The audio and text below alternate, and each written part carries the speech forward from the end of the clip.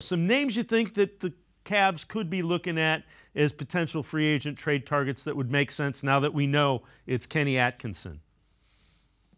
Yeah, free agency is going to be tough because you don't have a whole lot of money to spend. You're going to, you'll have the money that Tristan Thompson and Damian Jones and some of those other minimum contracts are for, but you're going to be able to find some, if you're trading Darius Garland, then all of a sudden, you're creating trade exceptions, you hope, and bringing back bigger names, right?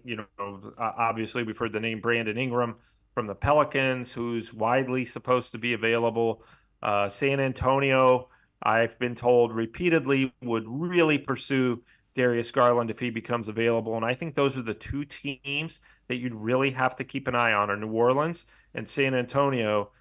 San Antonio obviously wanting to, a decent point guard because you got Victor Wembanyama there, and you want to get start winning some games there. So I think that those would be the two teams to keep an eye on. I don't know what San Antonio would give you back. Darius Garland, Brandon Ingram, those salaries match. I think that if you're going to trade Garland, probably somebody like a Brandon Ingram would be probably the high that you're going to get, especially because Darius just didn't have a great season last year. So the numbers or the return probably isn't going to be that great.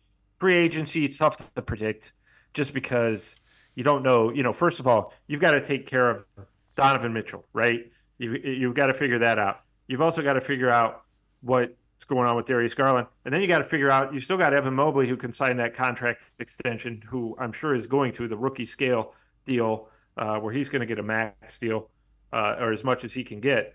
And then, you've got Isaac Okoro, who's a restricted free agent. What do you do with that? I think that that's not a huge priority for the Cavs, but they've got to figure that out. Do we want Isaac Okoro back? And if not, how are we going to replace him? So I think there's a lot of they got to take care of business in house before they can even worry about, how are we going to fill out the bench? And that's all they'll be doing really is filling out the bench if they do turn towards free agents.